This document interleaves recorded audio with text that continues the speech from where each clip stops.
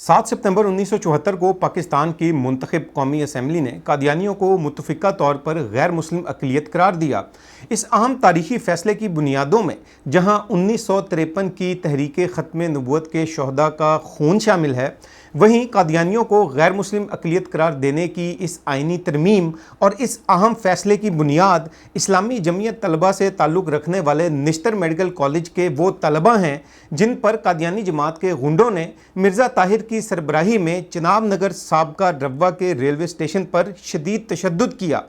22 मई 1974 को Nishtar medical college Multan के तलबा सैरो सियाहत की गर्ज से पहाड़ी इलाकों की जानिब बजरिया चिनाब एक्सप्रेस अपनी मंजिल की जानिब रवां दवां थे। जब ट्रेन चिनाब नगर के रेलवे स्टेशन पर रुकी तो वहां कादियानी जमात के अरकान ने दीगर मुसाफिरों और उन तलबा को ट्रेन में कादियानियत की तबलीग और कादियानी लिटरेचर तकसीम करना शुरू कर दिया, जिसके रद्द-ए-अमल के तौर पर निश्तर मेडिकल कॉलेज के उन तलबा ने ना सिर्फ कादियानी इर्तदादी लिटरेचर लेने से इनकार किया बल्कि अपने ईमानी जज्बे के तहत ख़त्म नबूवत जिंदाबाद के नारे भी लगाए, जिसके बाद ट्रेन स्टेशन से रवाना हो गई। यहाँ आपको ये बताना ज़रूरी है कि उस वक्त चिनाब नगर साबका रब्वा की हालत तकरीबन एक बंद शहर और एक रियासत के अंदर रियासत की तरह थी और वहाँ कादियानी जमात और उसके सरबरा का हुक्म ही चलता था और कादियानियों ही की इजारादारी कायम थी, जिसकी वजह से इस वाक़े से पहले कभी भी किसी ने कादियानियों की इस इजारादारी को चैलेंज करते हुए रेलवे स्टेशन पर जारी उनकी इर्तदादी सरगर्मियों को चैलेंज नहीं किया था। और निश्तर मेडिकल कॉलेज के तलबा के इस रद्द-ए-अमल की वजह से कादियानी जमात और उसके सरबरा को इंतहाई ज़िल्लत और रुसवाई का सामना करना पड़ा, जिसका बदला लेने के लिए कादियानी जमात, उसके सरबरा और ख़ास तौर पर मिर्ज़ा ताहिर ने उन तालिब इल्मों के खिलाफ मुजरिमाना प्लानिंग की, जिसके तहत जब निश्तर मेडिकल कॉलेज के ये तलबा 29 मई 1974 को वापस मुल्तान जा रहे थे तो इस दौरान उनकी ट्रेन को एक साजिश के तहत चिनाब नगर रेलवे स्टेशन पर रोक लिया गया और कादियानी जमात और उसके अरकान ने मिर्ज़ा ताहिर की सरबराही में मुनज़्ज़म तरीके से उन तलबा को मारा पीटा और शदीद तशद्दुद का निशाना बनाया, जिसके बाद कादियानी जमात के इन मज़ालिम की खबर पूरे मुल्क में आग की तरह फैल गई और पूरे मुल्क में कादियानियों के मज़ालिम के खिलाफ एहतजाजी तहारीक शुरू हो गई और मुसलमानों ने उस वक्त की हुकूमत से ये मुतालबा किया कि कादियानियों को पाकिस्तान में आइनी तौर पर गैर मुस्लिम अक़लियत करार दिया जाए,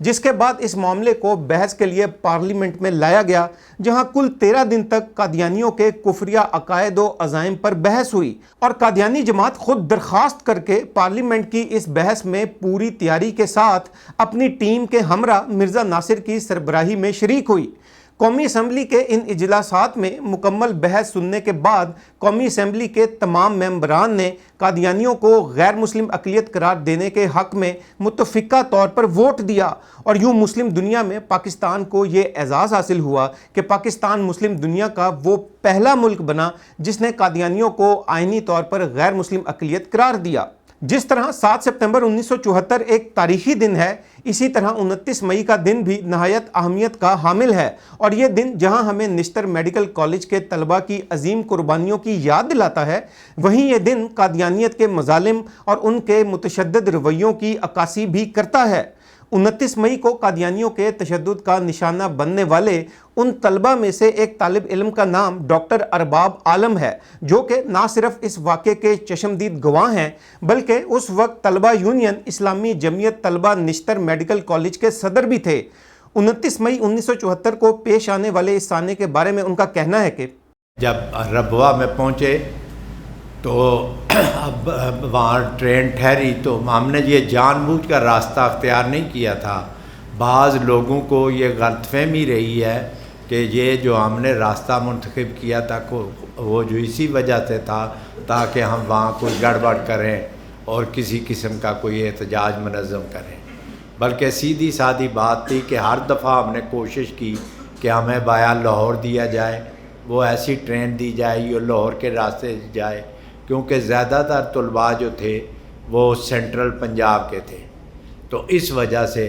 लेकिन उन्होंने क्या किया, उन्होंने कहा सिर्फ चिनाब एक्सप्रेस पे रास्ता है, जगह है, बाकी किसी पर नहीं। जब हम वहाँ पहुँचे तो वो उनके जो मुबल्लग थे वो आए और अल-फज़ल रसाला तकसीम करने लगे, तो लड़कों ने उसके जवाब में ना सिर्फ उनको फेंका बल्कि نعرہ ختم نبوت زندہ باد کے نعرے لگائے، رسالت مآب کے حق میں نعرے لگائے، تو اس وجہ سے ہو کر وہ مشتعل ہوئے۔ اس وقت انہوں نے تھوڑا چھوٹا موٹا جھگڑا کرنے کی کوشش کی، لیکن انہوں نے سوچا کہ زیادہ پلاننگ کے ساتھ یہاں جنہوں نے جرت کی ہے ان کو اچھے طریقے سے سزا دیں، کیونکہ ربوہ میں اس وقت تک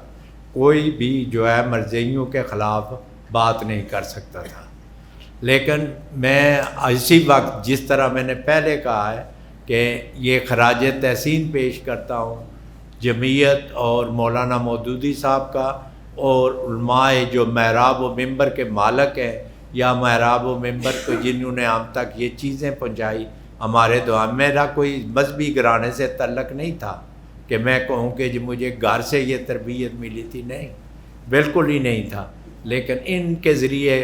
علماء کے ذریعے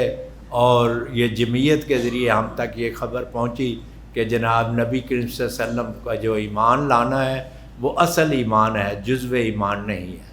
تو اس لیے ہم نے وہاں ہر قسم کے خوف سے بالا تر ہو کر نعرے لگائے۔ واپسی پر بھی ہمارے دلوں میں کوئی خوف نہیں تھا کہ یہ ایسے ہوگا، ایسے ہوگا، نہیں۔ تو خداوند تعالیٰ یہ جو ہماری چھوٹی سی صحیح ہے اس کو قبول فرمائے اور ہمارے لیے اجر کا ذریعہ بنائے۔